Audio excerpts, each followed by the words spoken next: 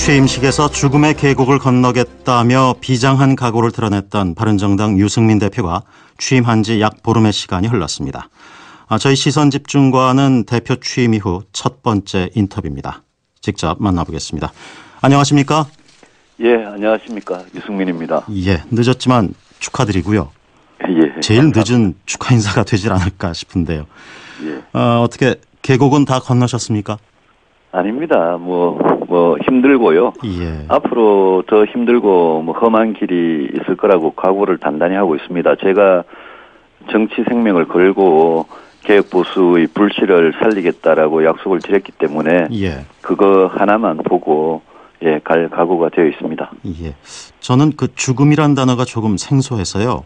예. 원래 경제학자들은 이런 극단적인 표현 싫어하지 않으십니까? 죽음의 계곡이라는 거는 많이 쓰는 겁니다. 예컨대 이렇게 새로 창업을 할 때 우리가 정치에서도 창업을 한 건데 예. 창업을 하면 처음에 상당 기간이 이제 굉장히 어렵고 그 고비가 옵니다. 그 고비를 넘기지 못하면 소멸이 돼버리고 그 고비를 넘기면 크게 성공을 할 수 있는데 저희들 바른정당 처지가 딱 그렇습니다. 예. 창업으로 지금 표현하셨는데요. 네. 손님들의 관심은 조금 유지가 되는 것 같은데 창업 동지들이 자꾸 둥지를 떠나서요. 이게 예. 걱정 아닙니까? 예, 이제 떠날 사람 다 떠났습니다. 아, 그렇습니까? 더 이상은 없다고 보시고요. 남은 11분 국회의원이 계시는데 그분들을 상당히 안정을 찾고 있고 예.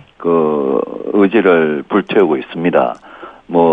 한두 분 흔들리는 분이 아직 계시긴 하지만 예. 최대한 다독거리고 이 개혁 보수라는 게 정말 우리가 과거 한나라당 새누리당에 있을 때 정말 등 따쓰고 배부르던 예. 그런 거 생각해서는 안 된다. 단단히 각오하고 이게 꼭 우리 정치 미래를 위해서 필요하다. 그런 이야기를 주고받으면서 서로 용기를 북돋우고 그러고 있습니다. 예.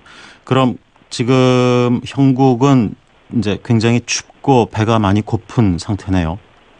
예, 당연하죠. 원내교섭단체도 깨지고 국고보조금도 줄어들고 또 저희들 국회 안에서 협상력도 많이 약화되고 예. 그래서 저희들을 국민들께 알리는 일 이런 것부터 참 과거보다 훨씬 어렵고요. 예. 그래서 모든 노력을 다 해볼 생각입니다. 그렇군요. 대선 치른 지 벌써 6개월, 7개월이 다 돼가는데요. 그렇습니다. 그런데 각 당 지도부를 보면은 별 차이가 없어 보입니다. 당시 후보들이 거의 다 대표로 활동하고 있고요. 정의당의 심상정 의원만 이제 이선 후퇴하셨고. 그렇죠. 그런데 이 홍준표나 안철수 대표는 즉각적으로 전면에 나섰고요. 예. 유승민 대표는 뒤늦게 나서게 되셨는데 이제 이제 이를 두고 적기에 나서지 못해서 당이 조금 흔들리지 않은 것인가라는 그런 비판도 나오고 있습니다만 저는 개인적으로는요. 패배에 책임을 지는 모습을 끝까지 보인 후보 중에 하나가 유승민 대표가 아닐까 싶습니다. 그렇게 이해해 주시니 고맙습니다. 왜냐하면 저는 대선 끝나고 후보가 제일 책임이 크고 그래서 당연히 저는 이선 후퇴해서 당이 잘 되는 거를 백의종군하면서 돕겠다 그 약속 지키고 싶었습니다. 예. 그런데 이제 8월 말에 전직 지도부 우리가 그래서 대선 끝나고 전당대회도 했고 새 지도부도 뽑았었는데 그 지도부가 2달 만에 이렇게 좋지 않은 일로 물러나게 됐지 않습니까? 예. 그러고는 당이 와해되고 거의 당 전체가 자유한국당에 흡수돼 버릴 그런 위기에 처했고 만약 그렇게 전체가 바른정당이 사라지고 지금의 자유한국당 저 자유한국당에 흡수가 돼버리면 저는 우리나라 보수는 정말 앞으로 10년, 20년 굉장히 긴 기간 동안 암흑의 기간을 맞이할 수 있다라고 생각을 했습니다. 저는 정말 한나라당 새누리당에서 정치를 시작한 사람이고 이 보수 진보 양 날개가 건전하게 발전해야지 한국 정치가 성공한다고 믿기 때문에 그 한쪽 축이 이렇게 정말 무너지고 과거로 돌아가 버리고 이걸 제가 도저히 정말 두고 볼 수가 없었습니다. 그래서 지금 제 목표는 새로 바른정당의 대표가 돼서 정말 제일 힘든 위기 상황이지만 이 새로운 건전한 이 보수 정치 지켜내는 거, 이거는 정말 제 사명이다, 그렇게 생각하고 임하고 있습니다. 예. 지금 유 대표님 말씀대로 바른정당이 건강한 보수라면은 최근에 당을 떠났던 11분의 의원이라든가 그 전에 떠났던 의원들 그리 건강하지 못한 곳으로 다시 돌아갔다고 볼 수 있을까요? 지금 자유한국당 거기에 무슨 변화가 있고 희망이 있고 정말 국가적으로 필요한 개혁이 있습니까? 저는 거기에 그냥 그렇게 아무런 반성도 없이 책임도 지지 않고 미래 비전도 희망도 없는 그 자유한국당에 돌아가는 것, 저는 정말 이해를 못합니다. 저는 방금 말씀하신 거기에 동감합니다. 네. 이 자유한국당이 이제 갖고 있는 여러 가지 이제 무게감이 있겠지만요. 최근에 그 자유한국당으로 들어간 11명의 의원들은 그 전에 돌아간 의원들과 어떤 차이점이 있다고 생각을 하십니까? 나름대로 분석도 하고 왜 떠났을까 고민도 해보셨을 것 같은데요. 11명이 아니고 이번에 9명이죠. 9명. 예, 9명인데 자유한국당의 무게감이라고 표현하셨는데 예. 저는 무게감 있는 정당이라고 생각하지 않습니다. 단순히 국회의원 배지 의석수가 우리보다 많다 뿐이지 거기에 무슨 국민들께서 지금 무슨 믿음, 신뢰를 가질 만한 정당입니까? 그래서 저는 저희들 바른정당의 의석수는 훨씬 작지만 저희들이 하기 나름이다라는 생각이고 지난 5월 달에 탈당이나 이번에 탈당은 정말 바른정당을 만들었던 창당 정신이 그 동기가 서로 크게 달랐던 것 같습니다. 예를 들면 반기문 총장을 대통령으로 모시고 만들기 위한, 그래서 바른정당을 창당했던 사람들하고 이 지금 과거의 새누리당으로는 도저히 희망이 없다.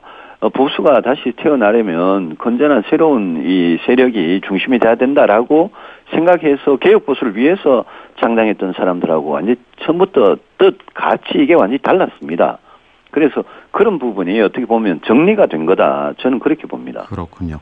혹시 지방선거 앞두고 실리를 취하기 위해서 이합 집산을 한 결과라고 보지는 않으시는지요? 지방선거 때문에 또 어떻게 보면 또 나중에 총선을 좀 쉽고 궁극적으로. 편하게 치르기 위해서 간 측면이 분명히 있겠죠. 그렇지만 저는 그거는 아주 잘못된 착각이라고 생각하는 게 그런 식으로 지금 자유한국당 모습으로 앞으로 총선 대선을 치른다? 저는 보수가 절대 승리할 수 없다고 생각합니다.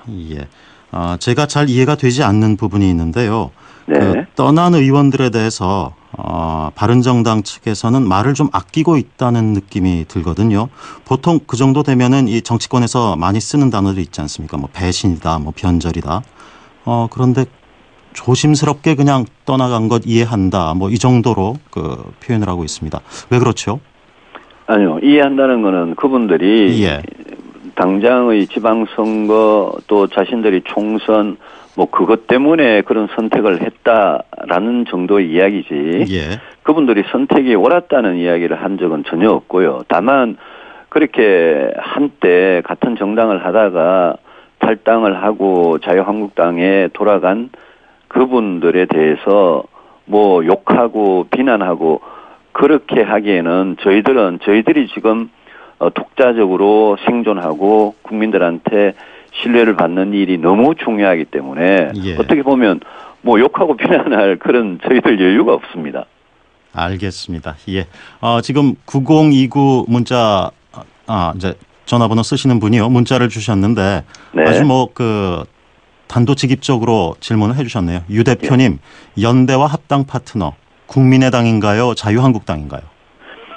자유한국당이 희망이 없고 제가 당이 깨지는 아픔을 겪어가면서 자유한국당과의 통합, 아무 희망도 변화도 없는 자유한국당 통합, 이거는 제가 하지 않을 거다, 반대한다는 걸 그건 국민들께서 다 아시는 겁니다. 국민의당의 경우에는 국민의당 자체가 지금 자신들이 정체성, 당의 진로, 앞으로 어떤 정치를 할 건지에 대해서 내부적으로 그동안 워낙 스펙트럼이 넓어가지고 진통을 겪고 있지 않습니까? 예. 그래서 국민의당이 어떤 진통을 겪고 어떻게 정리되는지 저희들은 그냥 지금 지켜보고 있을 뿐입니다. 저희들이 원하는 이 미래를 위한 개혁, 그 길을 같이 가겠다. 이런 세력으로 국민의당이 만약 변하면 그러면 저희들이 같이 갈 수 있는 거고, 그렇지 않고 국민의당이 지금과 같이 이제 뭐 안보든 또 지역주의 극복이든 이런 문제 해결 못하고 지금 그 상태로 있으면 뭐 쉽지 않을 거라고 봅니다. 예.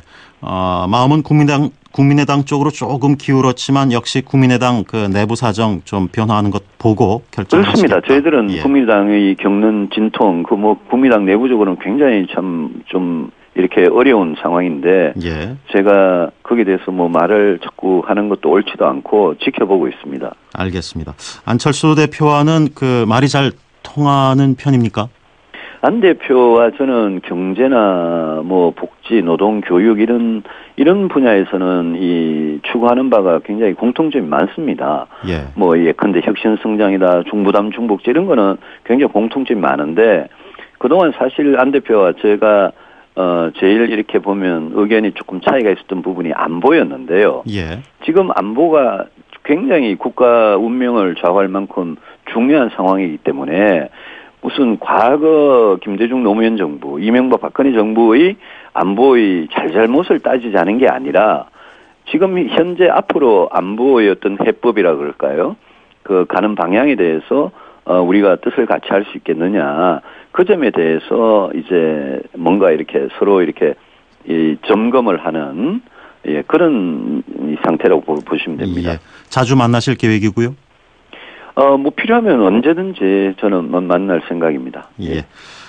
정치 인생 걸어오신 지 몇 년 되셨죠? 18년 다 돼갑니다. 언제가 가장 힘드셨습니까? 지난 총선 때 무소속 출마했을 때입니까? 아니면은 그 전에 저 원내대표 사퇴하면서 나는 왜 정치를 하는가라고 자문자답하셨을 때입니까? 아니면 지금입니까?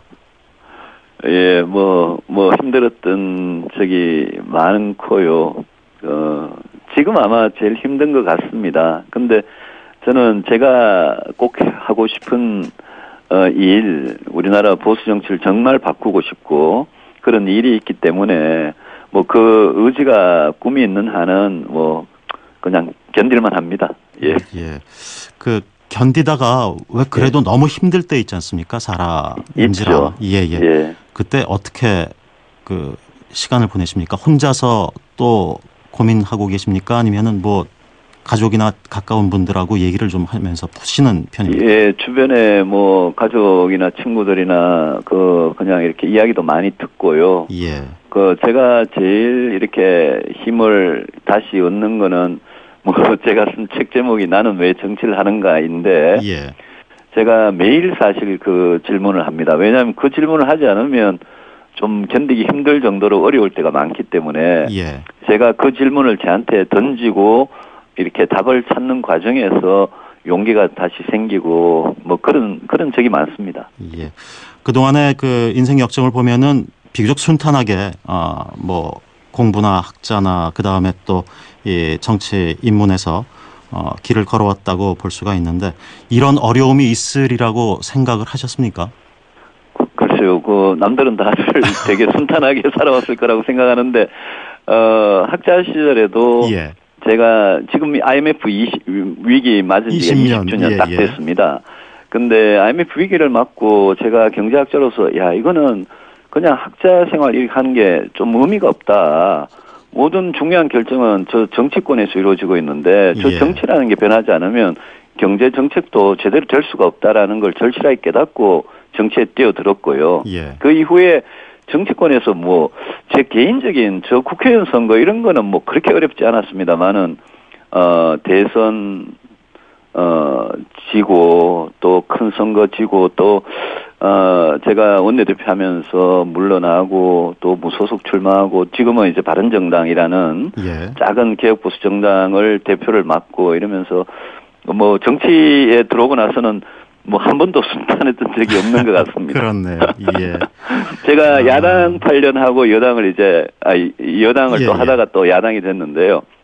근데 야당 때는 또 뭐 앞장서서 투쟁하고 이러느라고 또 여당대에서는 제가 이명박 박근혜 정부 때 누구보다도 좀 정부가 진짜 잘하기 위해서 그런 얘기를 많이 하다가 늘 이렇게 비주류로서 좀 고생을 많이 했습니다.